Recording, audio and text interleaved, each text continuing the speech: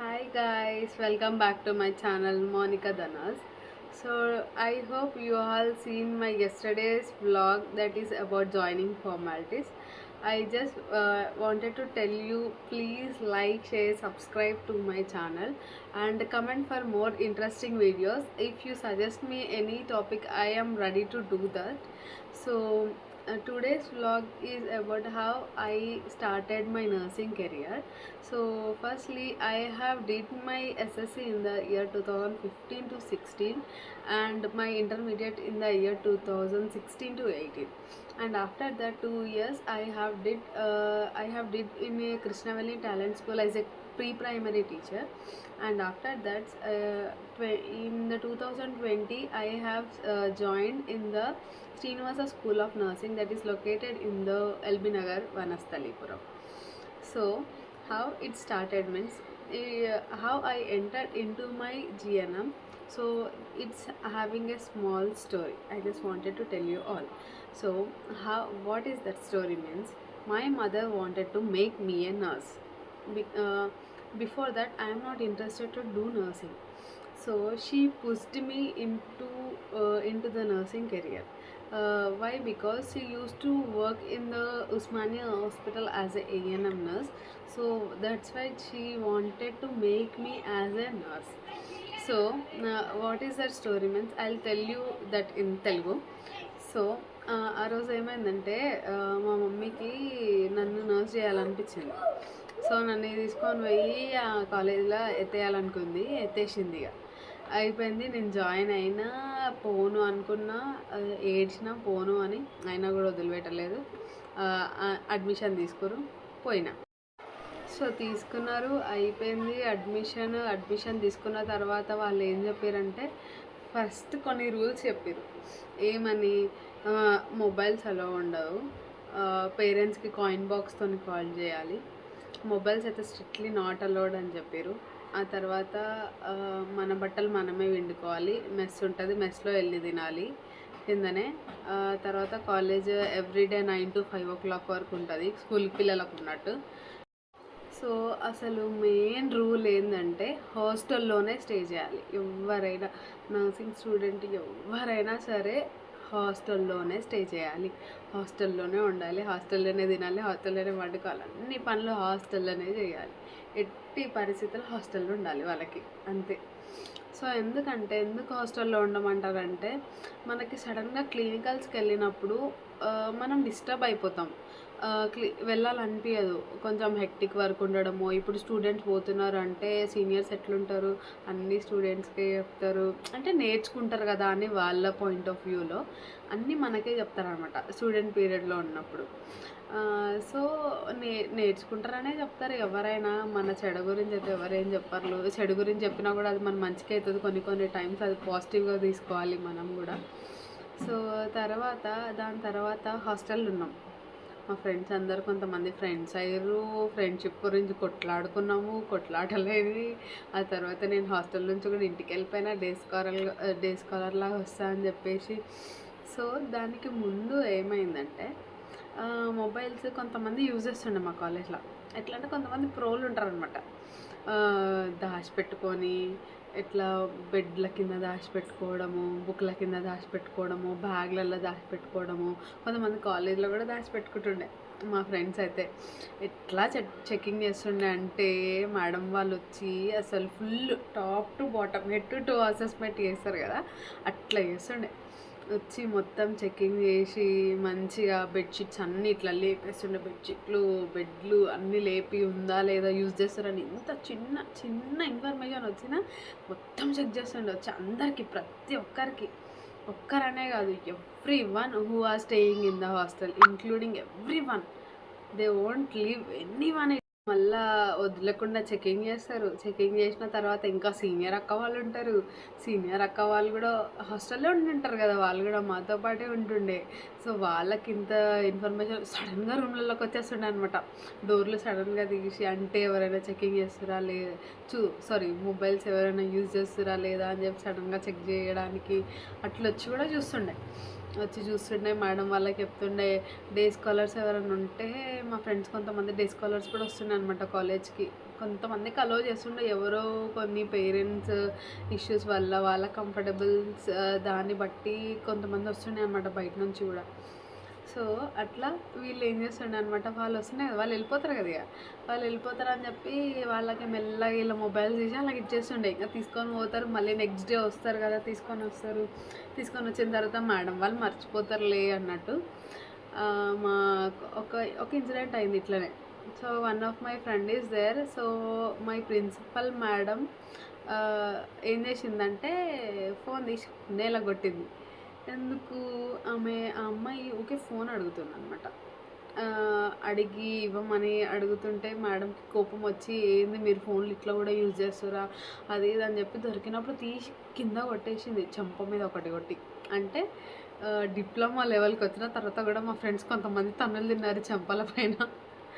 అయితే ఎవరు ఫీల్ కావద్దు, జస్ట్ నా ఎక్స్పీరియన్స్ నేను ఎక్స్ప్రెస్ చేస్తున్నా అంతే. అట్లా జరిగిపోయిందనమాట కాలేజ్ లైఫ్ అంతా. అయిపోయిన తర్వాత సెకండ్ ఇయర్లో క్లినికల్స్కి పంపించారు, రెయిన్బో హాస్పిటల్ అని చెప్పిన కదా, చాలా బాగుంటుండే హాస్పిటల్. కానీ ఎవరిని బేబీస్ని ముట్టుకొని ఇవ్వకపోతుండే అనమాట. మేము ఏం చేస్తుండే, అప్పుడు ఒకటి బ్లూ కలర్ లైట్ కింద పెడతారు బేబీస్ని, మాకు తెలియదు అప్పుడు, దాన్నే ఫోటోథెరపీ అంటారు. పిల్లలకి జాండీస్ అయిందనుకో బేబీస్కి, సో చిన్న చిన్న బేబీస్ని లైట్ కింద పెడుతుండే జాండీస్ వచ్చిన బేబీస్కి. ఎందుకంటే ఆ లైట్ వల్ల బేబీస్కి జాండీస్ తగ్గిపోతాయి అన్నమాట, దాన్ని ఫోటోథెరపీ అంటారు. సో అది ఇస్తుండే. అప్పుడు మేము చూస్తుండే చిన్న చిన్న బేబీస్ ఉండే, ఇంత బేబీస్ చిన్నగా. దాని తర్వాత అది ఎక్కువ రోజులు ఏం వెళ్ళలేదు, మేము కొద్ది రోజులే వెళ్ళినాము. అక్కడ అయిపోయిన తర్వాత చిన్నపిల్లలకి ఐవి క్యాన్లాస్ పెడతారు కదా, పిల్లలు కీకలు పెడతారు, అబ్బా అసలు మనం తట్టుకోలేము. ఆ పేరెంట్స్ ఎట్లా ఏడుస్తారు బయట ఉండంటే, అసలు మనము అట్లుంటుంది. ఇంత హారబుల్గా ఉంటుందా నర్సింగ్ అంటే, అన్నీ ఫేస్ చేయాలి, ఒక్కటి కాదు, చచ్చిపోవడం, బతకడం, పుట్టడం, పిల్లలు కానీ పెద్దవాళ్ళు చనిపోతే సడన్గా మన ఇంట్లో ఉన్న వాళ్ళందరూ ఇట్లా ఫ్లాష్ అవుతారు అనమాట. అంటే ఇదంతా స్టార్టింగ్లో, ఇప్పుడైతే అలవాటు అయిపోయిందిలే, అంతా చూసి చూసి చూసి చూసి అందరినీ చూసి అలవాటు అయిపోయింది. అయితే దాని తర్వాత నెక్స్ట్ ఏంటంటే ఏం చెప్పాలో అసలు నాకు అర్థమవుతలేదు, but still I am recollecting all my memories and I am expressing to you all. దాని తర్వాత రెయిన్బో తర్వాత మేము ఎక్కడికి వెళ్ళినామంటే ఆర్టీసీ హాస్పిటల్. ఆర్టీసీ హాస్పిటల్ ఎక్కడుంది, తార్నాకలో. సో అక్కడ మేము కొంచెం వర్క్ నేర్చుకుందంటే అక్కడే అన్నమాట.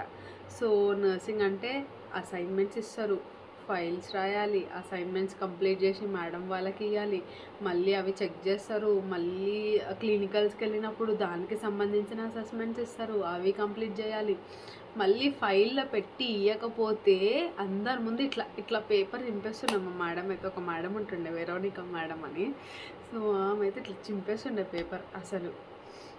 అంటే ఫైల్లో పెట్టే ఇవ్వాలి, ఏది చేసినా ప్రొఫెషనల్గా వేయాలన్నమాట, అన్ని చిల్లర వేసి ఒప్పుకోరు.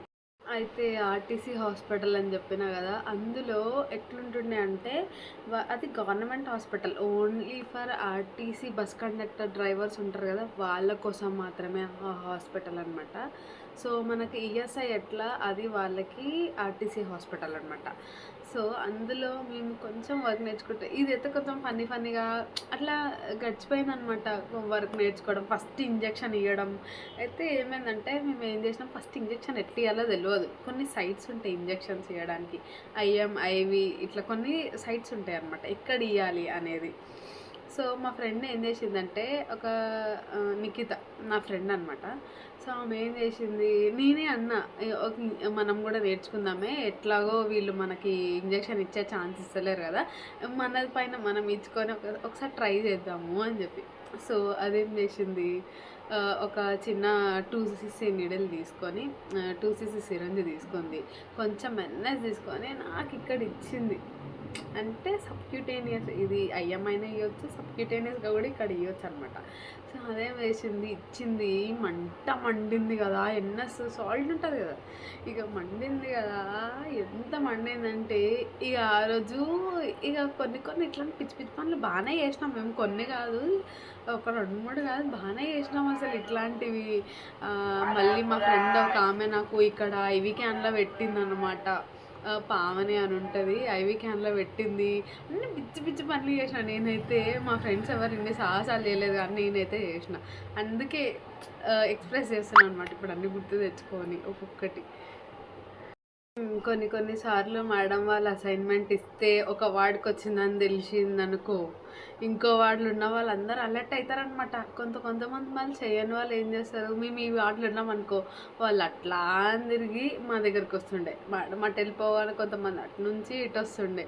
సో ఇక అటు ఇటు చేసి ఫస్ట్ టైం సిస్టర్ వాళ్ళు అక్కడ ఉన్న వాళ్ళు కొంతమంది మంచి వాళ్ళు ఉంటుండే అనమాట.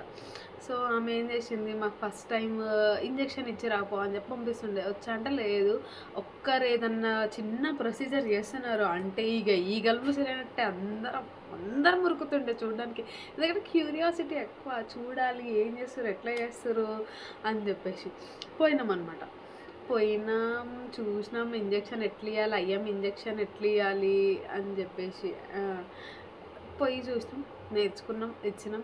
అయితే ఫస్ట్ టైం నేను ఒక ఆయనకి ఇంజెక్షన్ ఇచ్చిన అనమాట. ఆయన బస్ డ్రైవర్ అనమాట.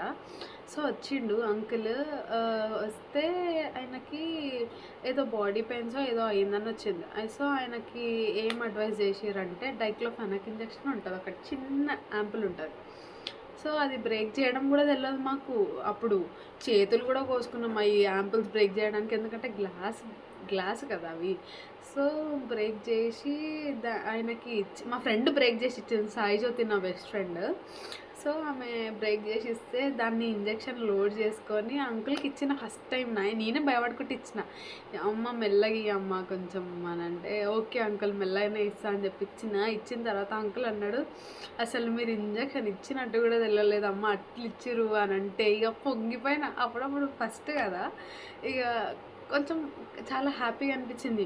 ఇంటికి వచ్చి అందరికీ చెప్పిన, ఇట్లా అన్నాడు ఆ అంకుల్, పేషెంట్ ఇట్లా అన్నాడు, నాకు వర్క్ రాకపోయినా కూడా నేను ఏదో ట్రై చేసిన అని చెప్పి మా ఇంట్లో అందరికీ చెప్పిన. ఇక so guys, this is our today's vlog part 1 about my college life, and I am going to do some more videos and I'll gonna make 2 or 3 parts about this.